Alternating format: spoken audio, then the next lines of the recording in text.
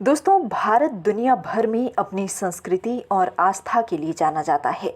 इसी आस्था से जुड़ा केदारनाथ भारतीय हिंदुओं का एक प्रसिद्ध तीर्थ धाम है जो 12 ज्योतिर्लिंगों में से एक माना जाता है।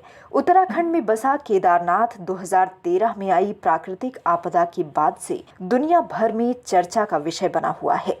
हिमालय की गोद में बसा सनातन संस्कृति का शाश्वत संदेश देने वाला भगवान शिव का ये धाम समुद्र तल से 11,700 फीट की ऊंचाई पर है, जो हर साल मई से लेकर नवंबर तक लगभग 7 महीने केदार के भक्तों के लिए खोल दिया जाता है। तो बिना किसी देरी के इस वीडियो में जानते हैं केदारनाथ से जुड़े इतिहास और कुछ ऐसे फैक्ट्स के बारे में जो शायद आप नहीं जानते होंगे। पौराणिक कथाओं की माने तो हिमालय की गोद में बसा केदारनाथ मंदिर 1000 साल से भी पुराना है। माना जाता है कि केदार के इस श्रृंग पर भगवान विष्णु के अवतार महातपस्वी नर और नारायण ऋषि ने कठोर तप किया था, जिससे प्रसन्न होकर भगवान शिव ने नर और नारायण ऋषि को न सिर्फ अपने दर्शन देकर धन्य किया, बल्कि उनकी प्रार्थना करने पर ज्योतिर्लिंग के रूप में सदा धरती पर केदारनाथ में वास करने का भी वचन दिया था। केदारनाथ का लिखित उल्लेख स्कंद पुराण में मिलता है, जिसमें ये भी बताया गया है कि गंगा नदी की उत्पत्ति कैसे हुई है। चलिए सबसे पहले जानते हैं केदारनाथ मंदिर को आखिर किसने बनवाया।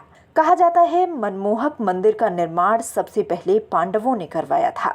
महाकाव्य महाभारत की बात करें तो पांडवों ने अपने शौर्य और बल से कई दिनों तक चले महाभारत के युद्ध में कौरवों पर विजय तो प्राप्त कर ली थी, लेकिन पांडवों को अपने ही भाइयों की हत्या करने का बहुत अफसोस हुआ। इस पाप से मुक्ति पाने के लिए उन्होंने महर्षि व्यास से इसका उपाय पूछा। तो इस पर महर्षि व्यास ने पांडवों को सृष्टि की रचना करने वाले भगवान शिव की शरण में जाने का सुझाव दिया और कहा कि वही इस पाप से आप सबको मुक्त कर सकते हैं। पांडवों ने भगवान शिव से अपने पाप के लिए मुक्ति पाने और दर्शन देने के लिए हर संभव प्रयास किए, लेकिन ऐसा कहा जाता है कि भगवान शिव उन्हें आसानी से दर्शन देने के इच्छुक नहीं थे। पांडवों के काशी पहुंचने की सूचना मिलते ही भगवान शिव केदारनाथ धाम चले गए, लेकिन पांडव भी भोलेनाथ के दर्शन किए बिना वापस नहीं जाना चाहते थे, इसीलिए वो भी उनके पीछे पीछे केदारनाथ पहुंच गए। भोलेनाथ को जब पांडवों के केदारनाथ की ओर आने की सूचना मिली तो वो बैलों के एक झुंड में शामिल हो गए।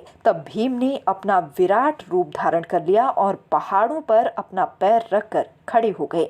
सभी पशु भीम के पैर से नीचे निकल गए, लेकिन सृष्टि की रचना करने वाले भोलेनाथ ने ऐसा नहीं किया। इसके बाद तो भीम को पूरा विश्वास हो गया कि यही शिव हैं जो उन्हें दर्शन नहीं देना चाहते। भोलेनाथ अंतर्ध्यान होने ही वाले थे, इतने में भीम ने उनकी पीठ पकड़ ली। पांडवों की इस श्रद्धा को देखकर भोलेनाथ बहुत प्रसन्न हुए और उन्हें अंत में दर्शन दे दिया। तो इस तरह पांडव अपने भाइयों को मारने के पाप से मुक्त हो गए। इस तरह भगवान शिव के दर्शन मिलने के बाद पांडवों ने केदारनाथ मंदिर का निर्माण करवाया था। ये तो आपने जान लिया कि केदारनाथ मंदिर का निर्माण कैसे हुआ।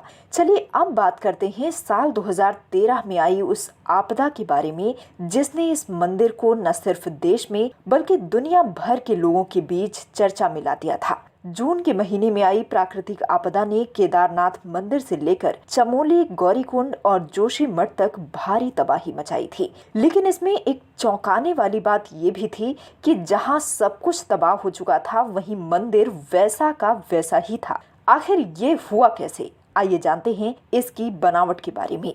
केदारनाथ मंदिर 6 फीट ऊंचे चौकोर चबूतरे पर बना हुआ है। ये मंदिर 85 फीट ऊंचा, 187 फीट लंबा, 80 फीट चौड़ा और जहां तक इसकी दीवार की बात है तो ये लगभग 12 फीट मोटी है।